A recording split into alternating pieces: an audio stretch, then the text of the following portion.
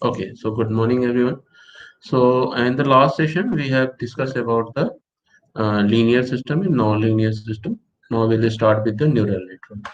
So, am I audible to everyone? PDF is visible? Yes, sir. Okay. So, neural network is a network or circuit of neuron in that is composed of artificial neuron or nodes.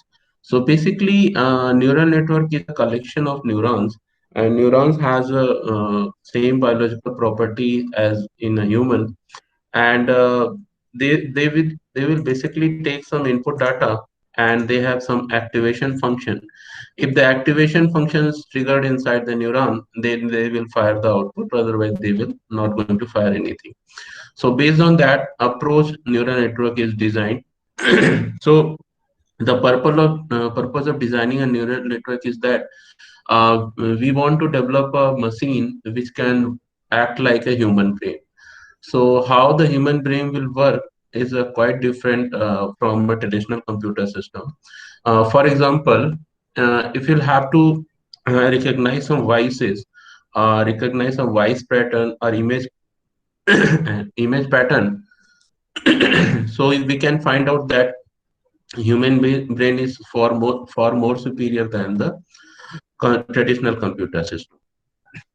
So if you want to develop a computer system that can detect a voice, then you have to store a lot of information. Then you have to write some program which can search through those information, and then you finally recognize the voice.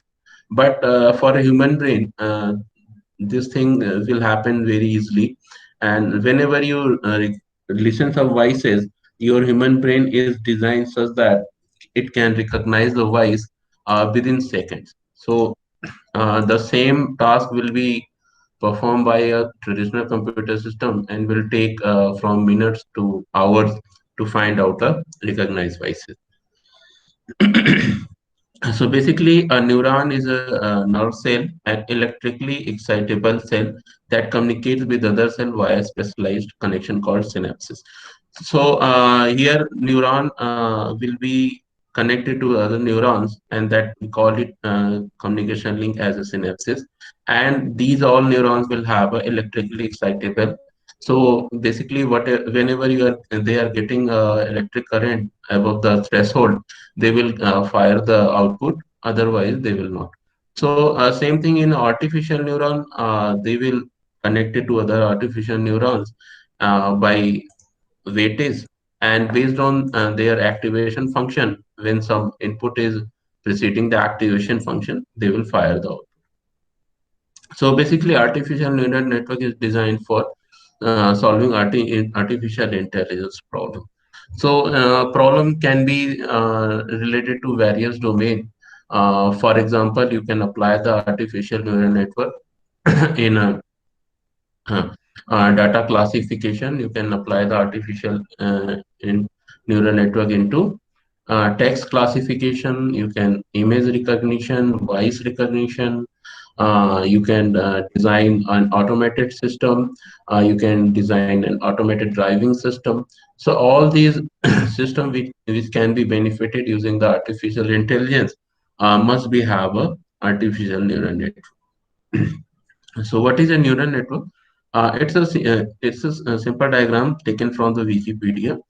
You can find out that there are basically three layers inside the neural network. One is a input layer, another one is a hidden layer, and another one is a output layer. So whenever you providing your data will be provided to the input layer, and based on their activation function, they will be forwarded to the hidden layer. And again, they will follow their own function, and they will finally output will be uh, go to the output layer. So when we write the designing artificial neural network, we'll have to design the neuron. We have to design the activation function of each and every neurons. We have to design loss function. We have to design back propagation and so on. But basic architecture of artificial neural network will be same look like this. But you can increase the hidden layer. You can increase the number of neuron in the input layer. You can increase or decrease the number of neuron in hidden layer, and so on. Artificial network usually simply called neural networks. ANN is based on a collection of connected units or node called artificial neurons. The connection of neurons are modeled as weight. So whenever you are designing artificial neuron in artificial neural network, they will be having some weight. Positive weight reflects an excitatory connection, and while negative value means inhibitory connection. So whenever you are getting your weight is exceeding some threshold, you are going to the excitatory connection, and you will fire the output to the next neuron. But when until your weight is below the threshold, you are not going to do anything. So what who will take care of all these things? Activation function. So activation function control the amplitude of the output. So whatever the output whatever the contribution in the output layer will be decided by the activation function of the artificial neuron. Each artificial neuron has input and produces a single output which can be sent to multiple other neurons. So every neuron is responsible for single input and single output. The input can be a feature value or a sample of external data, such as the images or document. They can be output of the other neuron. So what can be the input of a neuron? It can be feature values of a sample from image and document. Always remember that the feature value must be in numerical format.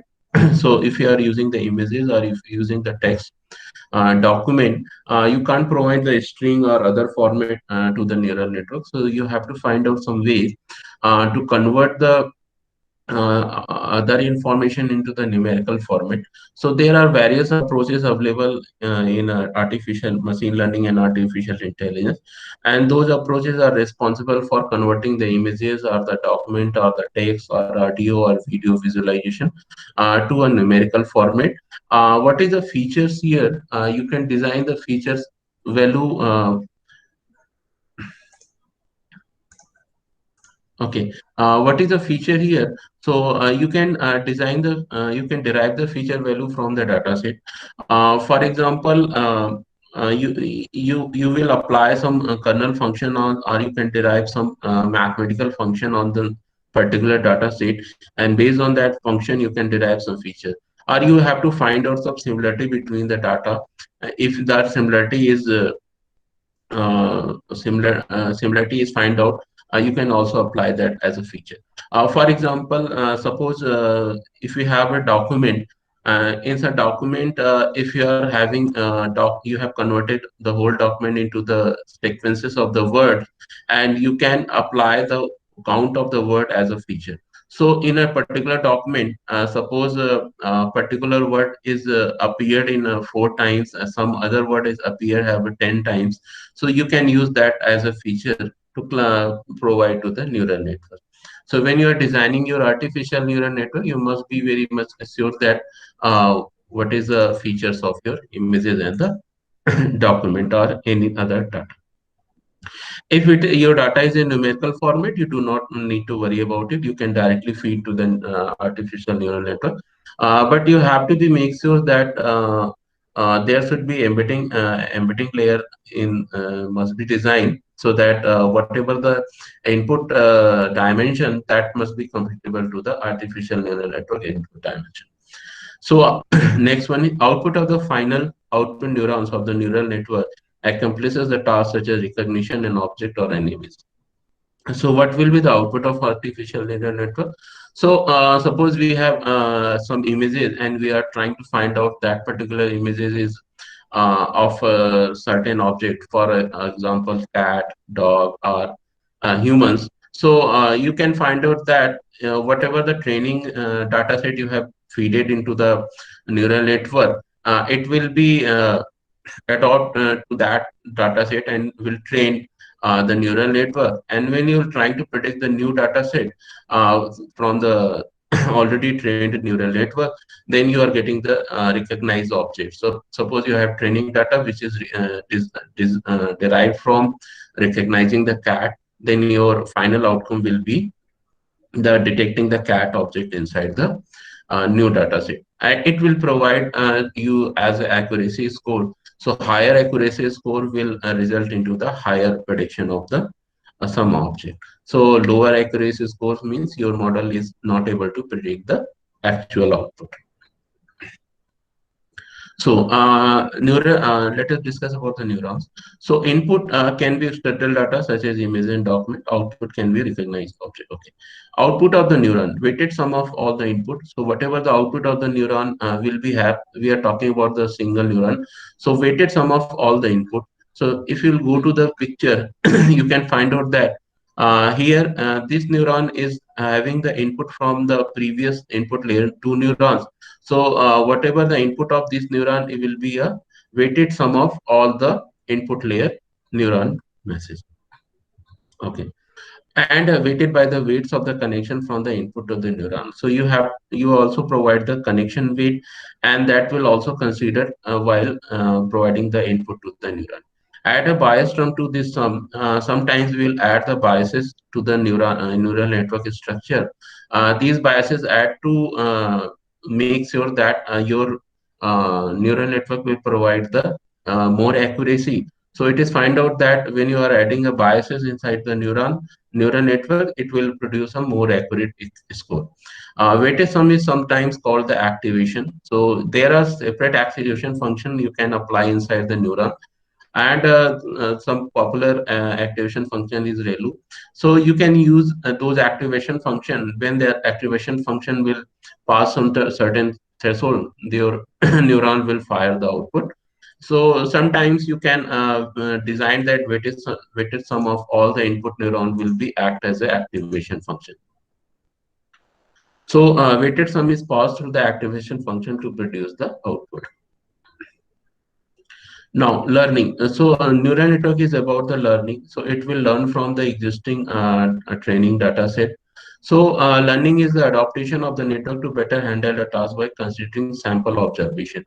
So, what we are trying to do with the neural network, we are trying to adopt the existing data set and trying to learn from the existing data set pattern, and will try to adopt our neural network to that particular pattern. So there should be some learning rate defined for the neural network.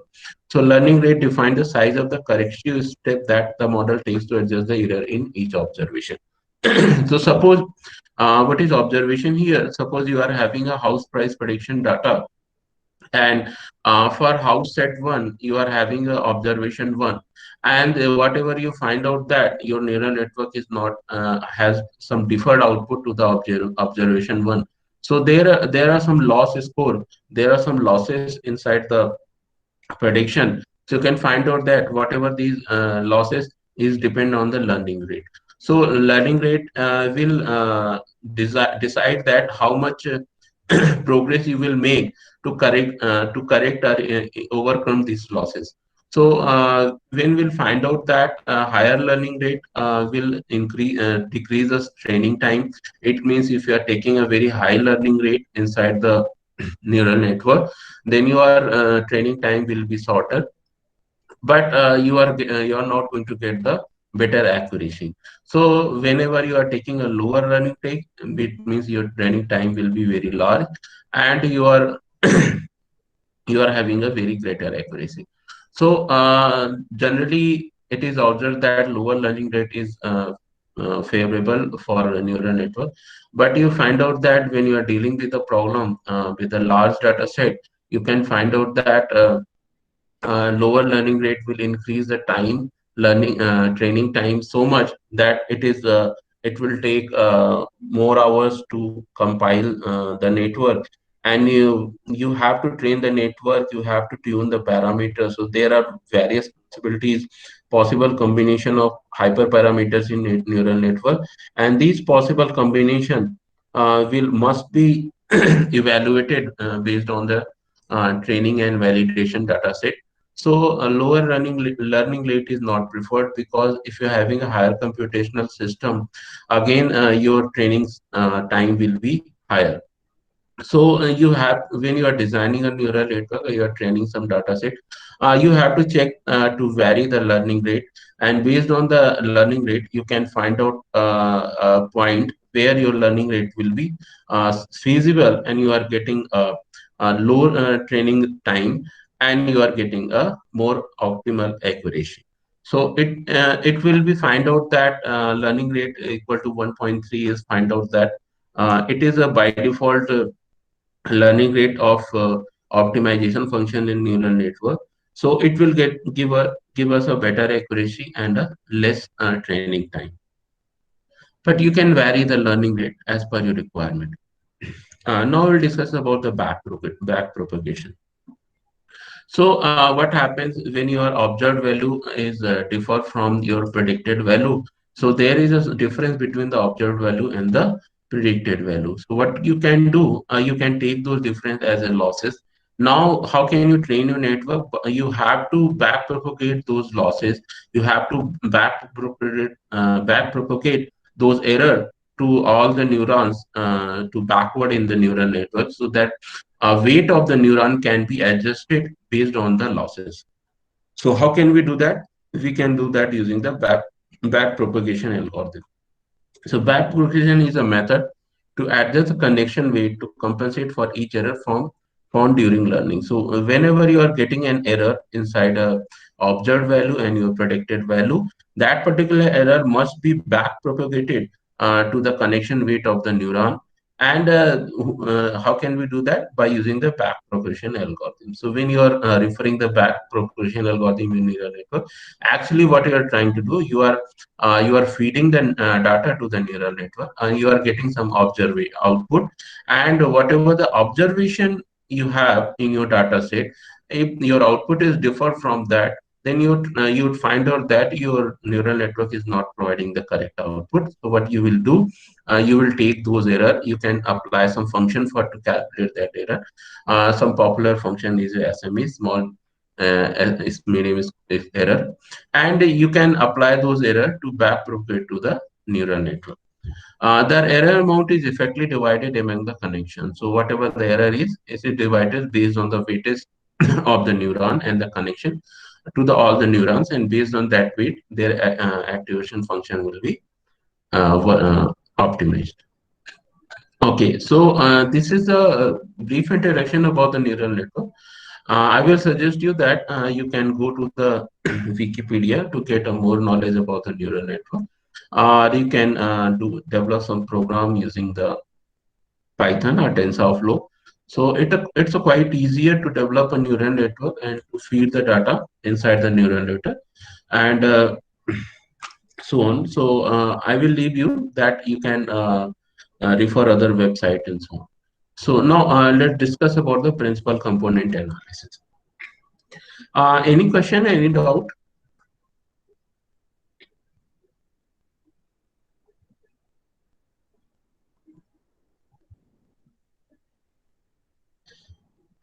Okay.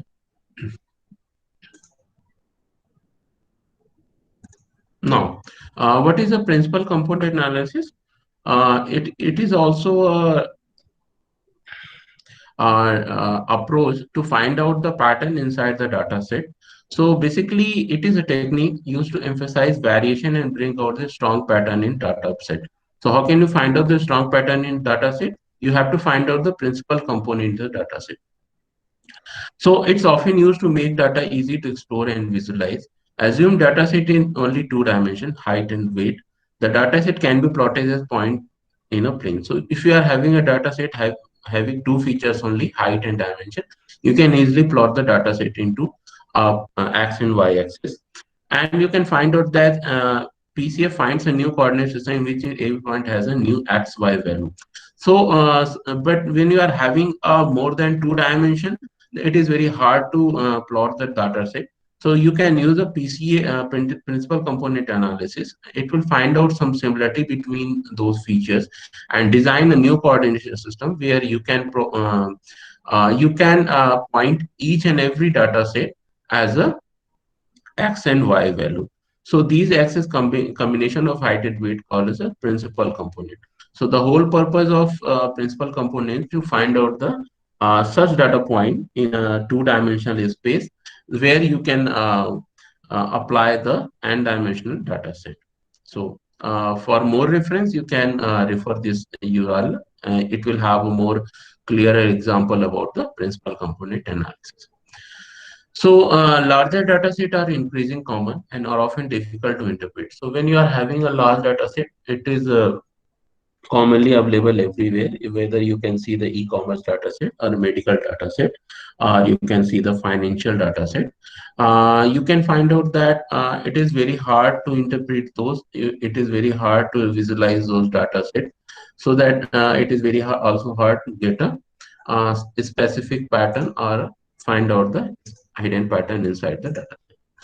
So what the principal component analysis do, it will reduce the dimensionality of such data set. So it will reduce the dimension and dimensional data set to the lower dimensional data set, and increasing interpretability, but at the same time minimizing information loss. While minimizing the dimension of the data set, it will try to minimize the losses among the data set as low as possible. So it will create a new uncorrelated variable that successfully maximize variances. Finding such new variable reduces to solving an eigenvalue eigenvector problem. So we are finding out the some un variable that can be maximize the variances among the data set, and we call this variable as a principal component. So when you are using the machine learning approaches, there are some algorithms and the code available. You can apply those code on the data set, and they will find out the principal component. So principal component of a collection of a point in a real P space are a sequence of P direction vector.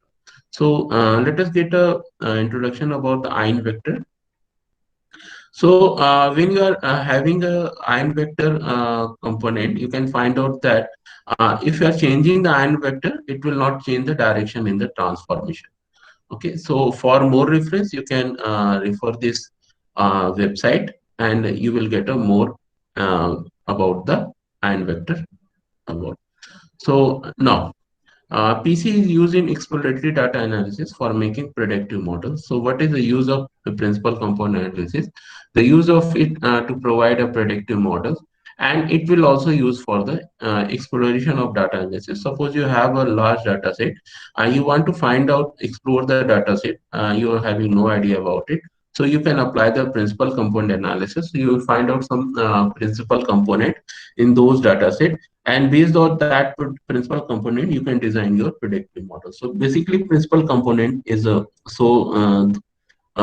relationship between your data set, and it will reduce your n dimensional data set into the lower dimension data set. So what is the use of that? Commonly used for the dimension reduction, and while preserving as much as data variation as possible. So we are trying to find out some new data point in your data set that can reflect all the properties of the existing data, and as well as it can reduce the dimension of the your data set.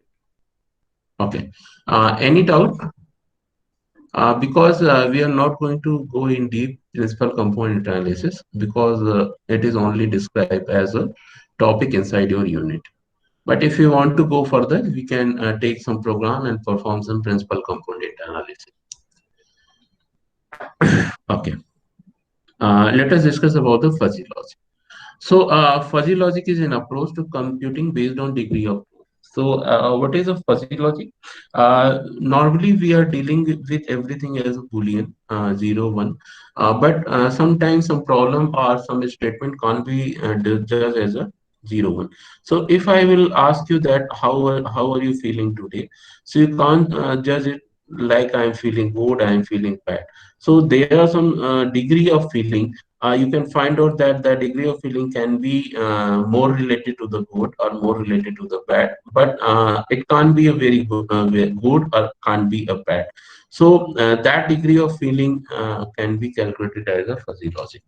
So you can find out that it is an approach of computing based on the degree of truth rather than the usual true Boolean logic on which the modern computer is based.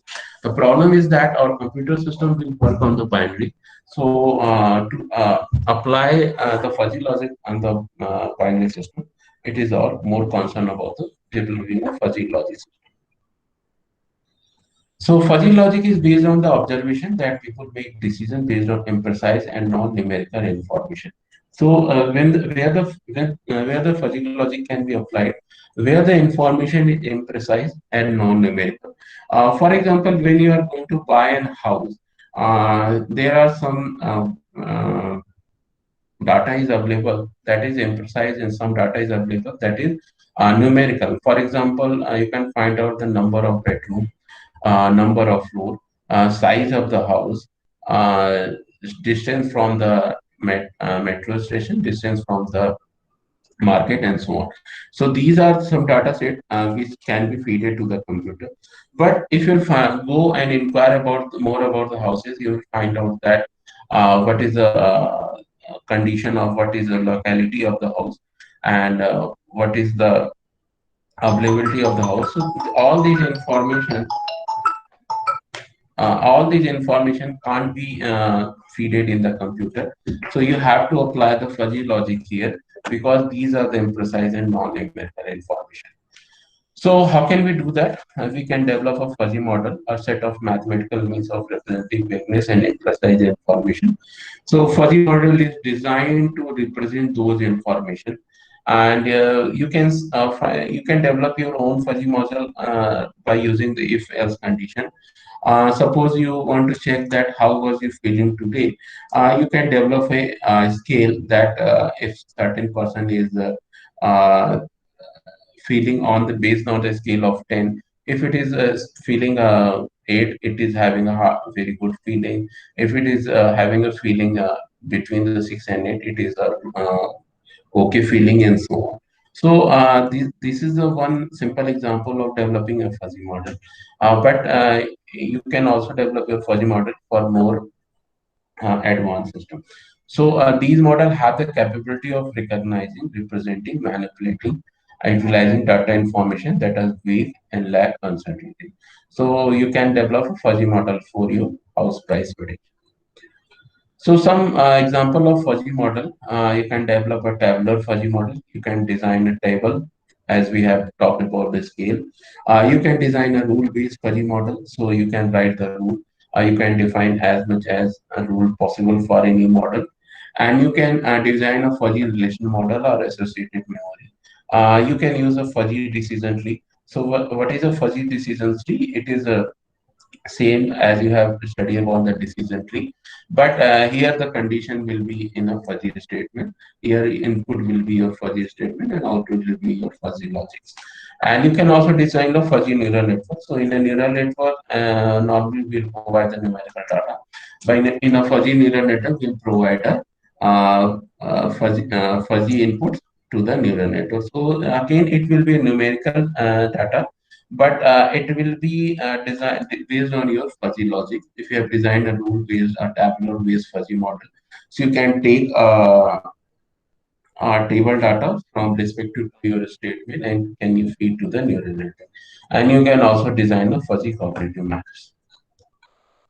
Now, what is fuzzy logic? Fuzzy model operates on the information kernel that are fuzzy sets and fuzzy relations.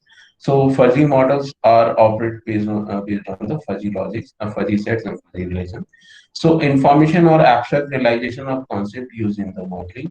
As modeling is realized at higher, more abstract level, fuzzy model gives rise to a general architecture to highlight three main functional modules. So you can design you have to design an input interface, you have to design a processing model, you have to design an output interface. So it is like your traditional models, but whatever the input and output you have, that will be a fuzzy. It means it can't be your numerical in a binary mode. It can be on a scale, and you have to provide some logic in a processing model to process these input information. And those logic can be a rule-based logic, can be tabular-based logic. You can provide a fuzzy neural network. You can provide a support vector machine. Any machine learning model you can use as a processing model here. And these machine learning model will take the fuzzy input and process those input and provide the output. Again, the output will be in a fuzzy model. So suppose I want to process that how I'm feeling today.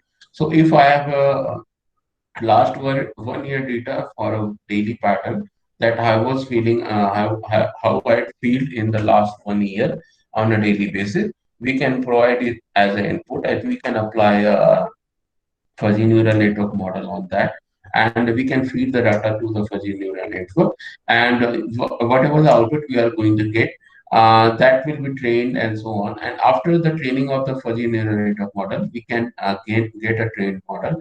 And now for upcoming days, we can feed some input information and we can predict that on certain condition we are getting some type of feeding. So actually we can develop a model, fuzzy model, that can predict that in the near future what will be our mood.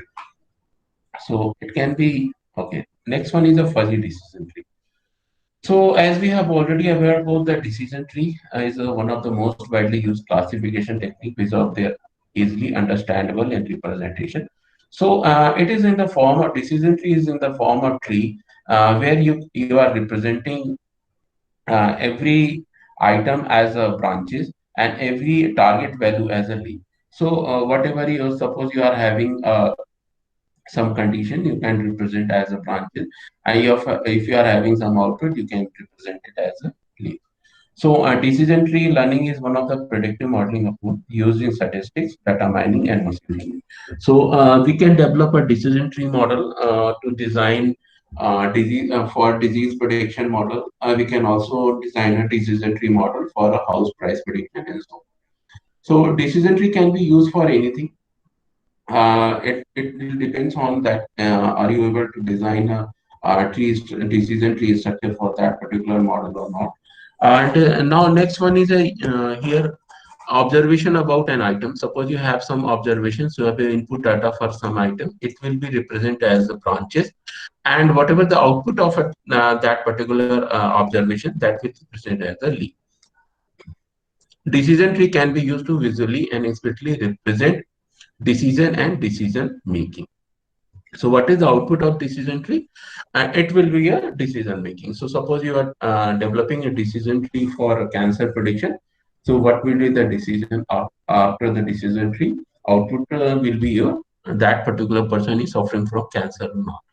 So you can see that based on the decision tree, you can design the fuzzy decision tree. I have taken these images from this source. You can refer this source. So survival of passenger on the Titanic. This is the problem. So you can find out that first you will take a statement gender. So you will find out that output of gender can be two things, male or female, and then you will take that female. If there is a female, then the survivability of the female is this one, and then you will take the age. Now age will be age can be divided into two parts and so on. These are the fuzzy values. So you can, if we have scale these values, and we'll see what is the parameter we have taken to scaling this value, and so on. You can design fuzzy logic model based on this observation. So here a tree is showing survival of passenger on the tiny. SIBSP is the number of spouses or sibling abroad. The leaves show the probability of survival and the percentage of observation in the leaf. And last one is the chances survival were good if you were at a female or a male younger than 9.5 years with strictly less than 3 siblings. So you can find out that this is the most preferred condition. You have, if you want to reach this condition, you have to go through, you have to be a male, your age must be less than 9.5, and you should not have a sibling less than 3. So how this decision tree is being created? It is created based on the observed data. So suppose you have do survey and you have collected all the information as a tabular form, and are in Excel sheet or in a CSV format, and then you will take all this data and try to create a decision tree. Now we have created a decision tree based on the previous observation data. Now we can apply this model on any new upcoming data. So if a person, suppose a person is less than 9.5 age, and so on. So based on that, you can find out that if a higher age person has a more prone to the death on the Titanic, and the less age person have a less prone to the death on the Titanic. So based on this, we can design our decisions. So fuzzy decision tree leverages the concept of fuzzy set theory and the definition of a special version of decision tree. So when you are applying the fuzzy concept in the decision tree, it will become the fuzzy decision tree. So fuzzy decision tree induction method, which is based on the reduction of classification ambiguity with fuzzy evidence, is developed. Fuzzy decision tree represent classification knowledge more naturally to the way of human thinking and are more robust in tolerating imprecise conflict and missing information. So there are some limitation of decision tree. I will suggest you when you are developing a model, go for the random forest because that is a much more give a much more better accuracy compared to decision tree. So you can create your fuzzy random forest also. Okay, so we'll discuss about the stochastic research method in the next lecture. If you have any doubt, you can ask me the question.